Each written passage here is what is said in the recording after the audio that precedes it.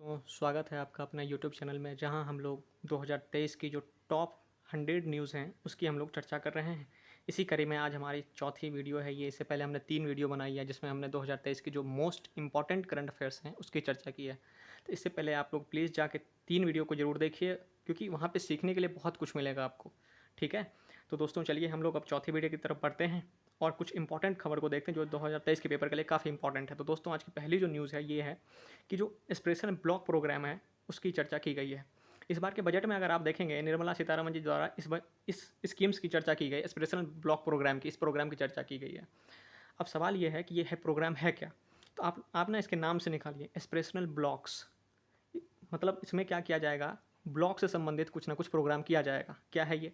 इसमें क्या किया गया है कि 500 ब्लॉक का चयन किया जाएगा जो कि बहुत पिछड़े हैं। किस सेक्टर में?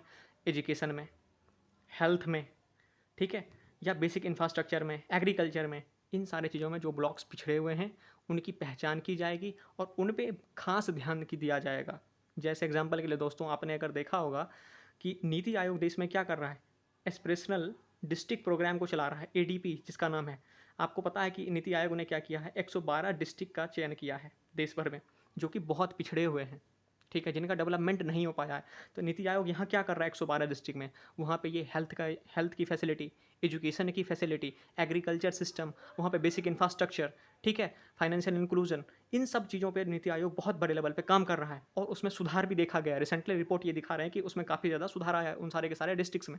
तो गवर्नमेंट ने उसके बाद ये डिसाइड किया कि हम क्या करेंगे, जो ब्लॉक्स, जो कि 500 ब्लॉक्स जो बहुत ही पिछड़े हुए हैं, उनको हम लोग क्या करेंगे, सेलेक्ट करेंगे और उसको क्या करेंगे हम लोग बहुत अच्छे तरीके से अब उसका डेवलपमेंट करेंगे। तो दोस्तों क्वेश्चन यहाँ से ये बना जाएगा, जो एक्सप्रेशनल ब्लॉक प्रोग्राम है उसमें कितने ब्लॉक्स का चयन किया गया है? तो उसमें 500 ब्लॉक्स का चयन किया गया है। ये काफ़ी इंपॉर्टेंट है, ठीक है। दूसरी बात तो जो मैंने साइड बाय साइड आपको बताया, क्या ये बेस्ड किस पे है, एक्सप्रेशनल डिस्ट्रिक्ट प्रोग्राम पे बेस्ड है, जो कि नीति आयोग चला रहा है और 112 डिस्ट्रिक्ट में चला रहा है। और मैंने फिर बताया किस किस आधार पर इसका डेवलपमेंट किया जाएगा, education, health, basic infrastructure, agriculture, ठीक है, फाइनेंशियल इंक्लूजन, स्किल से डेवलपमेंट, ये सारे के सारे ऐसे सेक्टर्स हैं जिसको आधार बना के एस्पिरेशनल डिस्ट्रिक्ट प्रोग्राम चलाया जा रहा है, ठीक है दोस्तों। तो हम लोग आगे बढ़ते हैं फिर से। दोस्तों ये न्यूज़ है आईएनएस वागीर, ठीक है, ये सबमरीन है, ठीक है, जो कि मझगांव डॉकयार्ड शिपयार्ड लिमिटेड ने बनाया है, ठीक है। तो बेसिकली ये है क्या, आप ये देख रहे होंगे, इंडियन नेवी का ये 5th स्टील्थ स्कॉर्पियन क्लास की सबमरीन है। ये सबमरीन मतलब पनडुब्बी है ये। अब सवाल आपके मन में आएगा कि पनडुब्बियाँ क्यों बनाई जाती है, सबमरीन बनाए क्यों जाते हैं? तो आपको मैं एक सिंपल सी बातें बता दूँ दोस्तों।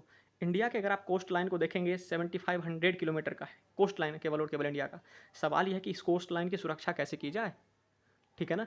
तो आप कहेंगे नेवी है, तो नेवी के पास वो सारी की सारी चीज़ें होनी चाहिए जिसके द्वारा क्या किया जाएगा, इस 7500 किलोमीटर का जो समुद्री इलाका है, हमारा समुद्री कोस्ट लाइन है, ठीक है, उसकी सुरक्षा की जाएगी। तो उसी में सबमरीन का बहुत इंपॉर्टेंट रोल हो जाता है, ठीक है। इस वजह से कोई भी देश क्या करता है, सबमरीन को बनाता है, ठीक। तो इंडिया का क्या है बेसिकली, कलबड़ी क्लास की कुल 6 सबमरीन बनाई जाएगी, 6, जिसमें से कि ये कौन सा है, पाँचवा है। कौन, क्या नाम है इसका, आईएनएस वागीर, याद रखना है। पाँचवा कौन सा है, आईएनएस वागीर। छठा जो आएगा ना उसका नाम होगा दोस्तों आईएनएस वागसीर, आईएनएस वागसीर, याद रख लेना आपको, वागसीर, ठीक है। छठा वो होगा आईएनएस वागसीर, ठीक। तो पाँचवा सबमरीन का नाम क्या बोला मैंने, आईएनएस वागीर, इसको याद रख लेना है, ठीक। अब इसको बनाया किसने है, तो ये इंपॉर्टेंट काफ़ी ज़्यादा है। कौन सा, मझगांव डॉकयार्ड शिप बिल्डर्स, ठीक है, जो कि मुंबई में है, ठीक। इसने इसको बनाया है और किसके सहयोग से, ये देश काफ़ी इंपॉर्टेंट है, फ्रांस के सहयोग से ये पनडुब्बी बनाई गई है।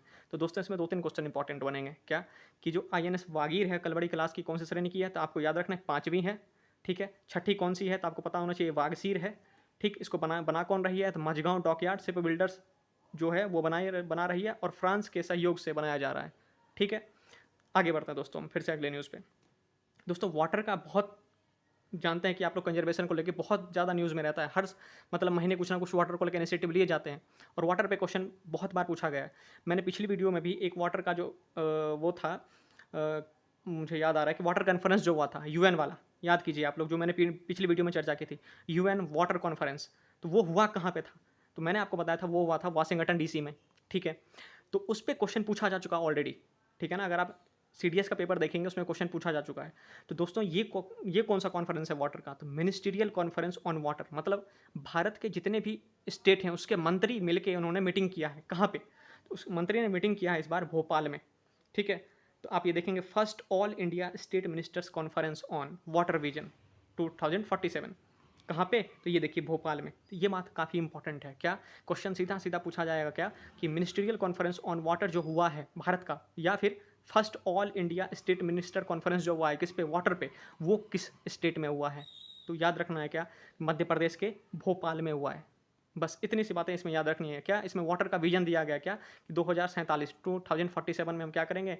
Together for water secure India, मतलब हम वाटर को सिक्योर करने की पूरी कोशिश करेंगे। वाटर सिक्योरिटी पे ये पूरा का पूरा एक तरीके से कॉन्फ्रेंस ये केंद्रित था।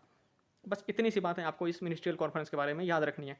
और दोस्तों मैंने जो आपको पिछली बार बताया था यूएन वाटर कॉन्फ्रेंस के बारे में, वो काफ़ी इंपॉर्टेंट है, उसको एक बार ज़रूर आप देखना है आपको, ठीक है ना, क्योंकि वो पेपर में ऑलरेडी पूछा जा चुका है। ठीक दोस्तों, आगे बढ़ते हैं हम लोग। ये देखिए, राजस्थान की गवर्नमेंट ने एक बहुत ही इंपॉर्टेंट कदम उठाया, क्या? Right to health bill 2022। और आपने एक देखा भी होगा अभी फ़िलहाल कुछ दिन पहले न्यूज़ में कि डॉक्टर प्रोटेस्ट कर रहे थे राजस्थान में।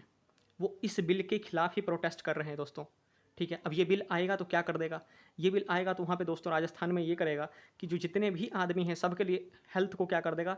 नेसेसरी कर देगा। मतलब जो सरकारी हॉस्पिटल होगा, ठीक है, और जो सरकार के द्वारा जो सिलेक्ट किए हुए प्राइवेट हॉस्पिटल होंगे, प्राइवेट हॉस्पिटल भी होंगे दोस्तों, इसमें याद रखना है, जो कि सरकार जिसको सिलेक्ट करेगी, वहाँ पे आपको फ्री में क्या मिलेगा? इलाज मिलेगा, ठीक है।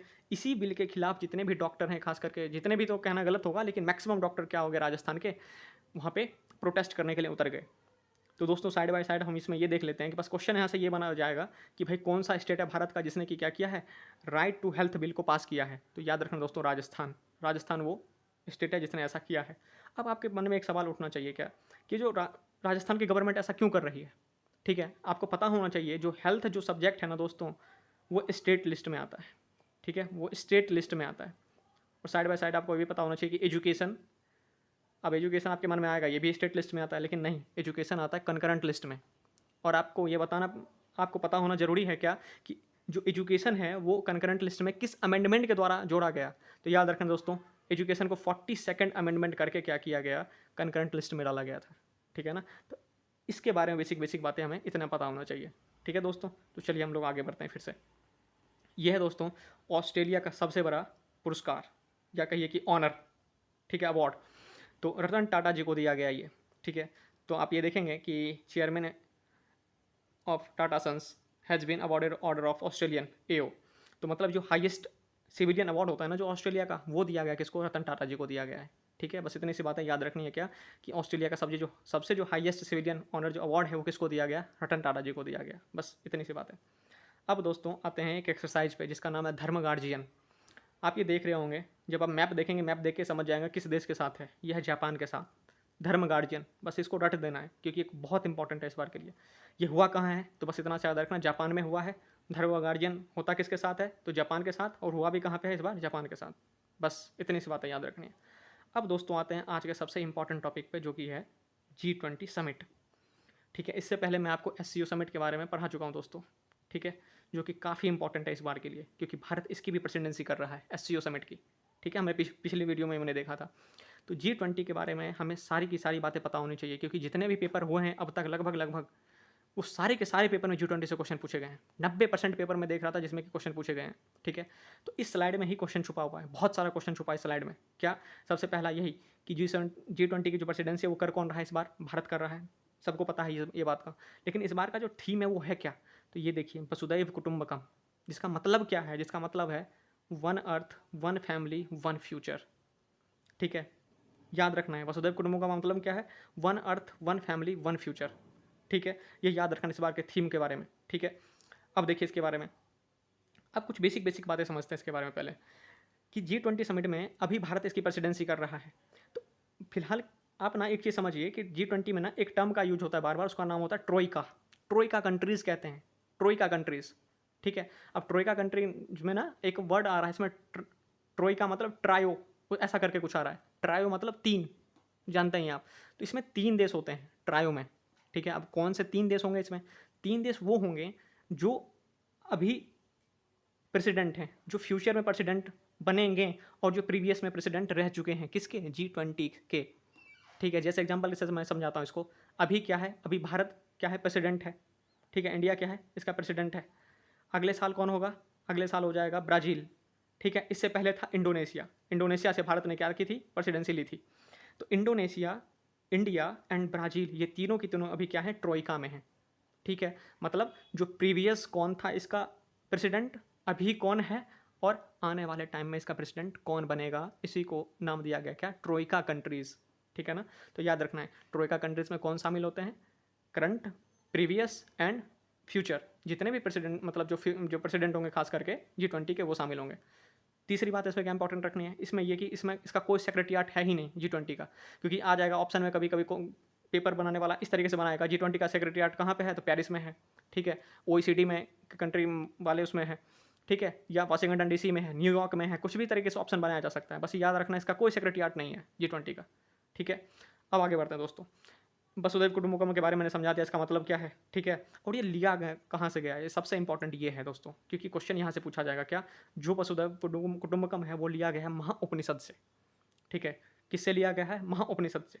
ये जो वर्ड है वसुधैव कुटुंबकम, ठीक है, जिसका मतलब क्या है, one earth, one family, one future. ठीक है, अब इसके बारे में कुछ और बातें जान लेते हैं दोस्तों G20 के बारे में। G20 बेसिकली बनाया कब गया, तो याद रखना है ईयर 1999 में। ठीक है ना, क्यों बनाया गया 1999 में, आपको याद होगा कि 1997 में घटना घटी थी ईस्ट जो आसियान कंट्री है वहाँ पे। क्या घटना घटी थी, वहाँ पे बहुत बड़े लेवल पे फाइनेंशियल क्राइसिस आया था। आपको पता है कि जब BOP क्राइसिस आया था 1997 का, तो वो आसियान कंट्रीज है जिसको हम टाइगर इकॉनमीज़ कहते हैं, और जब ये टाइगर इकॉनमी टूटा था तो पूरी दुनिया पे इसका इम्पैक्ट पड़ा था कहीं ना कहीं। ठीक है, तो 1999 में जितने भी देश के एक तरीके से वित्त फाइनेंस मिनिस्ट्री थे, फाइनेंस मिनिस्टर से, वो इकट्ठे हुए। ठीक है, और जो RBI के गवर्नर थे, कौन कौन, RBI के गवर्नर और फाइनेंस मिनिस्टर, ये सब लोग इकट्ठे हुए और उन्होंने एक क्लब बना लिया जिसका नाम क्या दिया, G20। मतलब इसमें क्या है, इसमें 19 देश मिलेंगे आपको दोस्तों, इसमें 19 देश मिलेंगे, 19, और एक इसमें यूरोपियन यूनियन मिल जाएगा। ठीक है, तो कुल मिला के कितने हो गए, ये 20 हो गए। ठीक है, तो इस तरीके से आपको याद रखना है क्या क्या, कि एक तो इसके बारे में आपको याद रखना है कि इसका थीम क्या है, वसुधैव कुटुंबकम थीम है इसका, जिसका मतलब क्या होता है, one earth, one family, one future. ठीक है, दूसरी बात है क्या, कि इसका कोई सेक्रेटरिएट अपना नहीं है। तीसरी बात है यह ट्रोइका का मतलब क्या है, मैंने समझा दिया था आपको। ठीक है, चौथी बात है क्या, कि ये लिया वर्ड कहाँ से गया है, महाउपनिषद से लिया गया है। और ये बना कब है, तो 1999 में बना। बने का कारण क्या था, टाइगर इकॉनमीज को टूटने का कारण। अब फिर से दोस्तों इस पे आते हैं। इसमें आप क्या देख रहे होंगे कि G20 में जो ये जो रोज कह रहा हूँ, ये कमल का फूल जो देख रहे होंगे ना आप, ये लोटस का, इसमें देख रहे होंगे आप 7 पत्ती बनाए गए हैं, गिन के देख लीजिए, 1 2 3 4 5 6 7। ठीक है, ये 7 जो पत्तियां हैं ना कमल के, ये 7 कॉन्टिनेंट को दर्शा रही हैं। ठीक है ना, याद रखना दोस्तों, ये 7 पत्तियां हैं, 7 कॉन्टिनेंट को दर्शा रही हैं। अब कहोगे कि एक बता क्यों रहा है, ये तो आएगा ही नहीं। अब देखते हैं दोस्तों क्वेश्चन क्या क्या पूछे जा चुके हैं अब तक। मैंने सारे क्वेश्चन नहीं लिए, मैंने कुछ ही क्वेश्चन लिए हैं, क्योंकि मैं सारे क्वेश्चन लेता तो मेरा सारा का सारा स्लाइड इस क्वेश्चन से भर जाता G20 के। देखिए, अभी रिसेंटली जो पेपर हुआ है CDS का, उसमें क्या क्वेश्चन पूछा गया है, जो वर्ड है वसुधैव कुटुंबकम, वो one earth one family is drawn from, कहाँ से लिया गया है, तो लिया गया है, मैंने बता दिया था क्या, महाउपनिषद से लिया गया है। दूसरी बात है देखिए, इस बार ये UP PCS का क्वेश्चन है, ये UP PCS। ठीक है, क्या लिया गया है, G20 लोगो के बारे में। क्या है, the logo has lotus with 7 petals. क्या ये बात सही था, तभी मैंने बता ही दिया था आपको। दूसरी बात, the 7 petals of the logo represent 7 continents, तो ये बात भी बिल्कुल सही है। ठीक है दोस्तों, फिर से आगे आते हैं।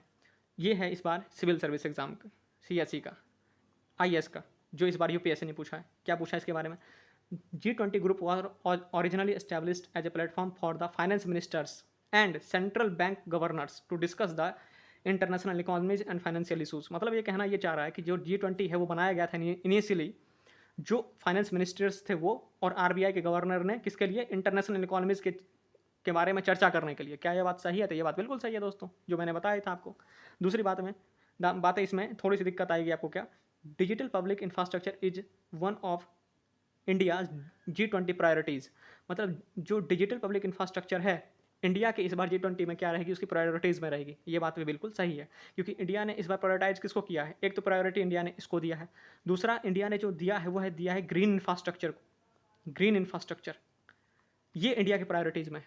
ठीक है ना, 2-3 प्रायोरिटी आपको पता होना चाहिए। क्या, सबसे पहला क्या, डिजिटल पब्लिक इंफ्रास्ट्रक्चर तो इंडिया की प्रायोरिटी है ही। दूसरा green infrastructure, women led growth, women led growth, ये सारी की सारी चीज़ें क्या है, इंडिया के एक तरीके से कहिए कि प्रायोरिटीज़ में शामिल है G20 में। तो दोस्तों ये सारी की सारी चीज़ें इंपॉर्टेंट है G20 के बारे में। G20 मुझे लगता है इस साल के जितने भी एग्जाम होंगे उसमें से सारे के सारे क्वेश्चन पूछे जा सकते हैं, कुछ भी पूछा जा सकता है। इसलिए इस बार G20 को आपको ढंग से पढ़ना है। तो दोस्तों मुझे लगता है कि आज के लिए ये न्यूज़ ही इम्पॉर्टेंट था और मुझे लगता है कि आज हमें यहीं पर रुकना चाहिए। ठीक है, तो थैंक यू दोस्तों, हम आगे फिर से नई वीडियो में मिलेंगे। ठीक है, धन्यवाद।